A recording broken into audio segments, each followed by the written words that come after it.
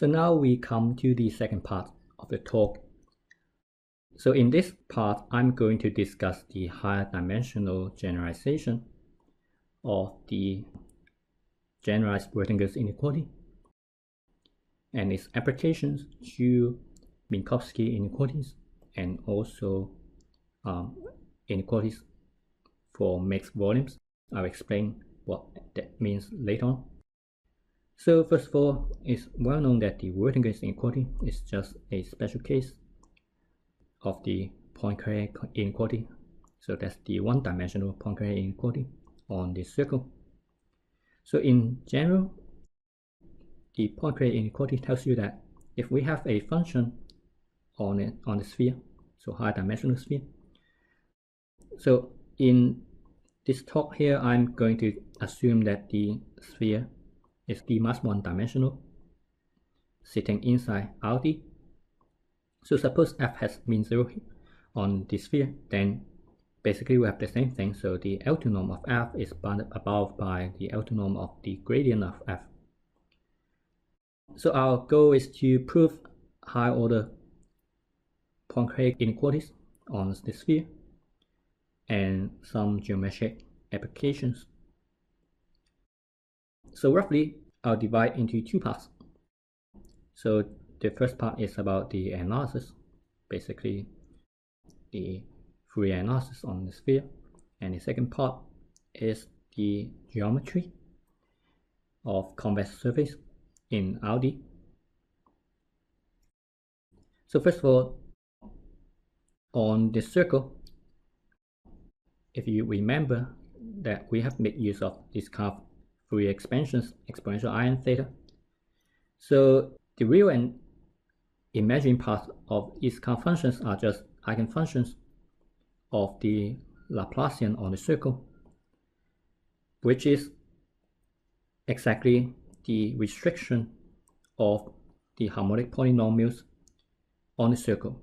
So by this I mean a polynomial with two variables such that the Laplacian with respect to the Euclidean metric is 0, and then we restrict it to the circle. So now for the high dimensional case, so we assume the mass 1 is the dimension of the sphere, and by the delta here, I mean the Laplacian on the sphere, not the Laplacian on the Euclidean space. And then we can look at the restriction of harmonic polynomials of degree n in d variables, of course, to the sphere, and let's denote it by hdn. So that's called the space of spherical harmonics of degree n. So similar to the one-dimensional case, we have the fact that the spherical harmonics are exactly the eigenfunctions of the spherical Laplacian. So, and this is the eigenvalue. And then the space of the spherical harmonics extends in L2. So if we take the closure in L2, then it will be the whole space. So in particular, we can make use of any convenient sequence of spherical harmonics to work with. And then we have the analog of the Fourier expansion. So if we have two L2 functions, and then suppose they have harmonic expansion like this. So here Qn is regarded as a spherical harmonic of degree n, and the same for Rn. And then it turns out the L2 inner product of f and g is just the summation of the inner product of Qn and Rn. So this is just the generalization of Parseval's identity. So now we come to the generalization of the high order Poincare inequality. So it says that if f is a smooth function on the sphere, and remember that we have to impose some condition on the average. So this is the analog of that assumption. Of course, we can also make the same assumption. We can just assume that the average of f is 0. But more generally, we can assume that the Fourier expansion start from degree L. For example, L is 1, then that means that f is a function which has zero average. So it turns out that if we have such an assumption, then some linear combination of the inner product of f with the high order Laplacian of f is non-negative. So here, by, for example, delta square, this is just Laplacian of f. Okay, so these are scalar functions. So the idea is basically the same. So this looks a bit complicated, but not mathematically. It's just notationally complicated. So if you want, you can just regard d to be 2. That will reduce to the case where this is the Wirtinger's inequality. So let's say, assume that these 2. So let's work backward. So this is basically just n squared plus j squared, and then we take the product. Okay, and then by the assumption, all these terms here are non-negative. The rest is just unwrapping the participles identity and then relate with the inner product of f with the high order Laplacian. Okay, so so if we expand this one, then we obtain some kind of polynomial in n squared, and that's exactly where the coefficients CLMK comes from. So now we have such kind of inequality, and then we will see that we often encounter the Laplacian plus d minus 1 times the function f together with the derivatives of this function. So for our purpose, we'll consider some linear combination of ik, where in the odd case, this is just the m times Laplacian of this function, taking the norm squared. And then when case even, then this is just the gradient of the m times Laplacian of this function, and then take the L to norm. So we can easily translate this inequality into this form here, which consists of some linear combination of ik. So we want to convert into this inequality because we'll see that this term here is related to the curvature of the convex hypersurface. So here SMK are explicit. So let's look at the case where m is small. So for example, when m is 1, so the corresponding polynomial is just t minus d minus 1. And then the corresponding inequality is just negative of the inner product of Laplacian f plus d minus 1f, with f is non-negative. And if we use integration by parts, then you can convert this term into plus the gradient of f squared. Integrate on this sphere. And this is exactly the Poincare inequality on the sphere. This is not very surprising. After all, we are looking for a generalization of the Wirtinger's inequality. And when m is 2, the corresponding polynomial is of this form here. Some coefficients in terms of d, the dimension. And it turns out the corresponding second order Poincare inequality involves the L to norm of f, the inner product of f with Laplacian of f, and also the inner product of f with the second Laplacian of f. And I'm assuming f has mean 0. So that's the second order Poincare inequality. For our purpose, we translate into a form involving the Laplacian plus d minus 1, so this operator here. Then this inequality will be translated to this form here.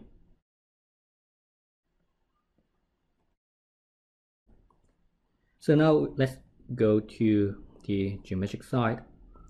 So now we look at a smooth convex body in RD. Let's call it K. So by that I mean a convex set with non-empty interior, and smooth means the boundary is a smooth hypersurface. And let's denote the boundary to be sigma. And as before, it can be parameterized by the inverse Gauss map X, where this sphere here basically refers to the normal of the hypersurface. And then we again look at the support function H, which is the inner product of X and N. So this is our position vector X, and this is the normal vector. So now we can easily compute the second fundamental form. So I'm not going to give out the full details.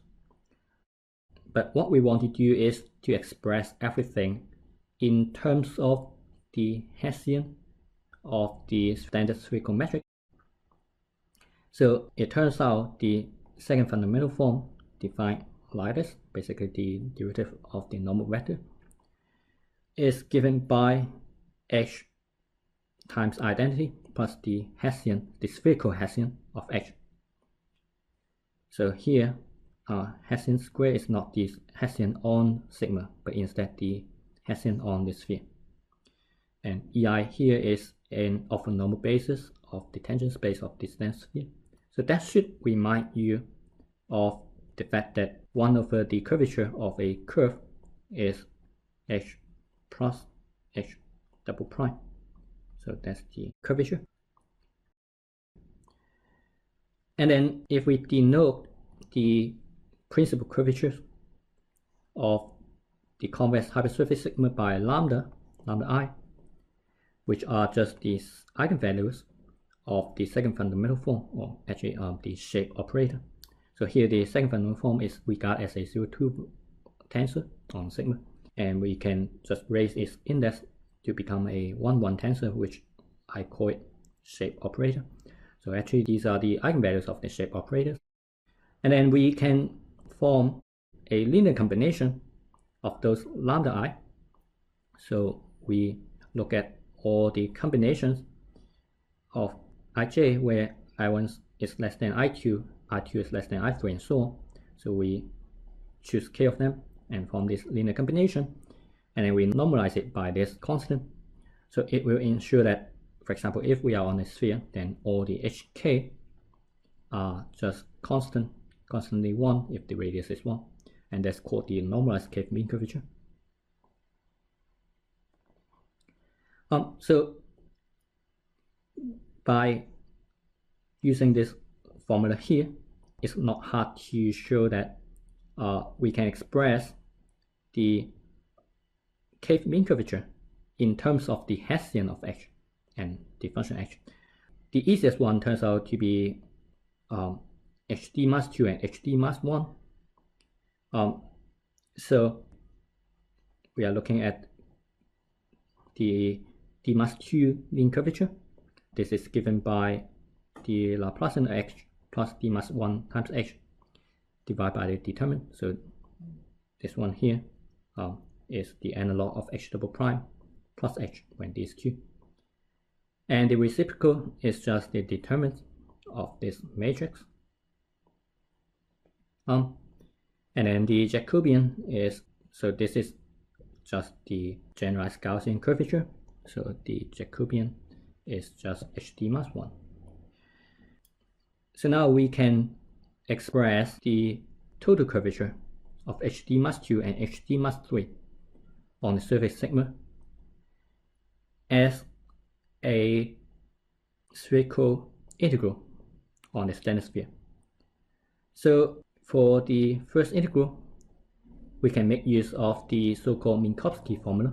So we can express the integral of HD mass 2 with an integral of HD mass 1 times the support function, and making use of the formulas above and the change of variable formulas.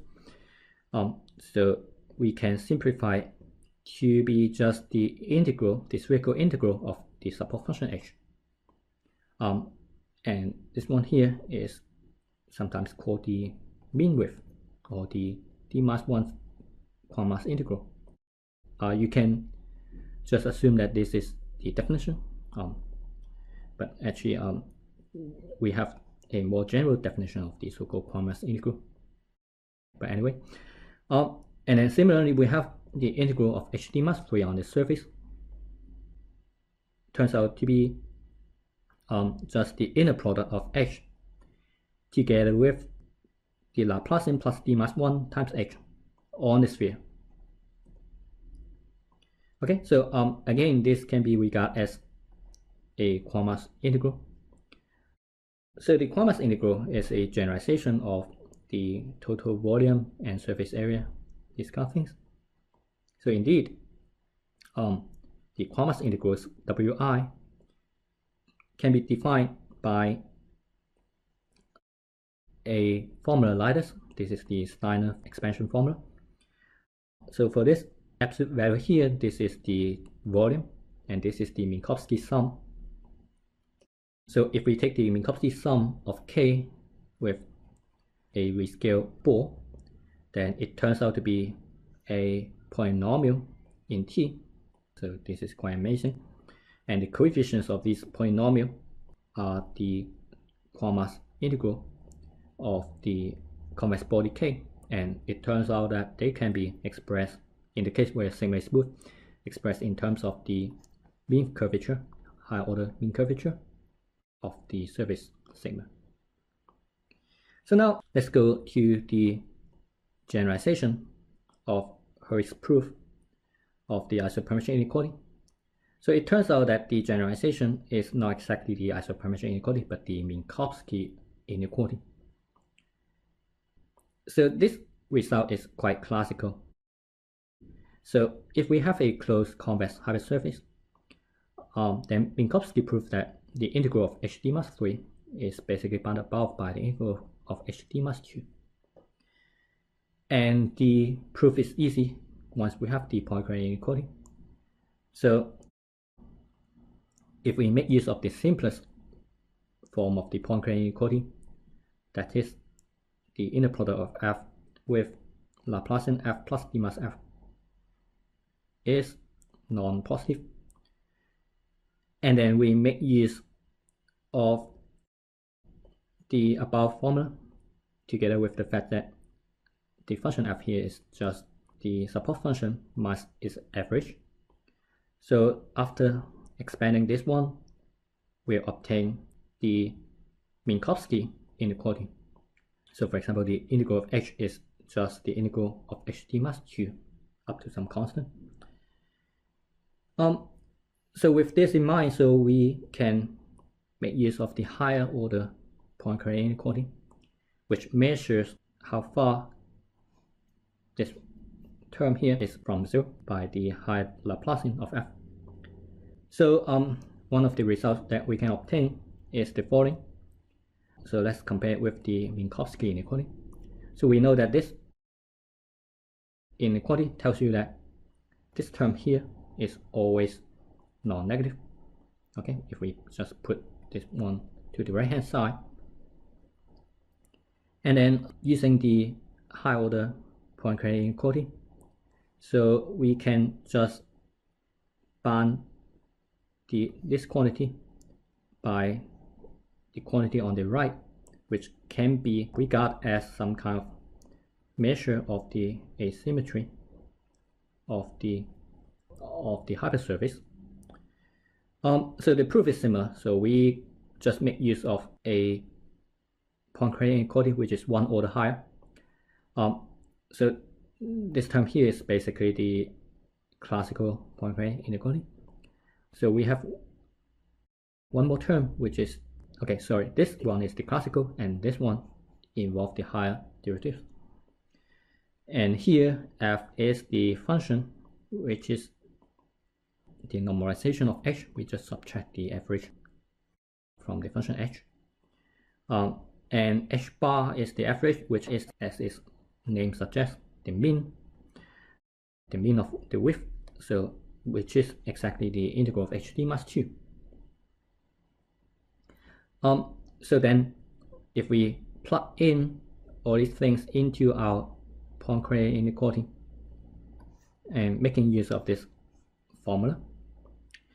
So on one hand, this term here turns out to be of this form, which is the measure of the asymmetry, which is the term on the right hand side up to constant.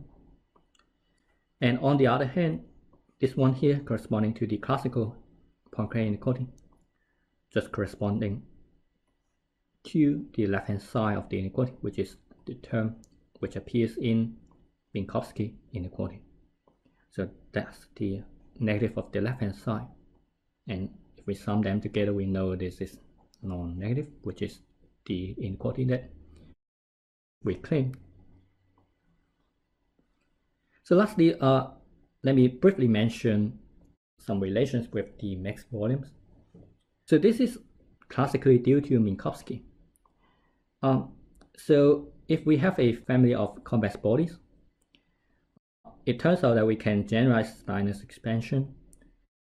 If we look at the volume of the Minkowski sums of the convex body Ki, then it turns out that this is also a polynomial in T. And the coefficients here are called the mixed volume of the convex body K1 up to Kd. So it seems a little bit abstract, so let's look at some examples. For example, if all the convex bodies are just the same convex body K, then this is nothing but just the volume. And then in the two-dimensional case, if we look at the area of this Minkowski sum, so it turns out to be just a quadratic polynomial, naturally. And the first term is just the area of K, and this last term is just the area of the convex body L.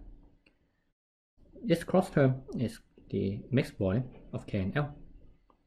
And in particular, if L is just the ball of radius 1, and let's fix S to be 1, then this is exactly the Steiner formula. It tells you that if we expand, for example, this is our convex body, let's say this is a polygon, and if we expand outward by T unit, then the area is going to be just the area of K plus the length of the boundary times T plus pi T squared. And this should be obvious in the case where the convex body is a polygon. So geometrically, you can just look at this picture. So this is the area of P, and this is the length times T, and the blue parts here sum up to be the area of a ball. Okay, so to simplify the notation for the mixed volume of this form, we write as VKL. And the Kwok-Mass integral can also be regarded as a mixed volume. So this is, we mix the mass I copies of K and I copies of the ball. So it turns out we can express this Kwok-Mass integral and the mixed volume by some inner product of the support functions. Okay, like this. So they are fairly simple. So now we can just apply our high order Poincare inequalities to the difference of the support function HK minus HL, and then make use of some standard inequalities like the Cauchy-Schwarz, that kind of things. And the end result is that we can obtain some stability result for some classical mixed volume inequalities. So for these two results here, so the inequality on the left is known. So we have some inequalities relating the mixed volumes with the Kwok-Mass integral. And the term on the right hand side seems to be new, so they can be regarded as a measure of the asymmetry of the convex bodies. For example, if K is just L, then obviously this is just 0. And then these two inequalities are similar, so the second one is slightly more complicated. So as a last remark, so let us observe that we have obtained some high order Poincare inequality on the sphere. So what I have in mind is that, do we have some more applications of these kind of inequalities for convex hypersurfaces? So the Laplacian on a sphere can be translated to some kind of second order derivative on the hypersurface sigma. So the explicit form is something like this. So X is the inverse Gauss map, which is the parametrization, and F is a function on sigma. So on one hand, we can compute the Laplacian with respect to the spherical metric, and on the other hand, we can just translate it to the intrinsic Hessian and some lower order term. So this can be expressed in terms of the intrinsic metric of F. But there are terms here which is the shape operator. So this is S, so not totally intrinsic. So in principle, these inequalities can then be translated to higher order Poincare inequality on convex hypersurface. But as you can see, the form looks kind of complicated. So I'm just wondering whether we can actually apply this kind of sharp high order Poincare inequalities to obtain some other geometric or analytic results. So that's the end of my talk. So thank you for listening.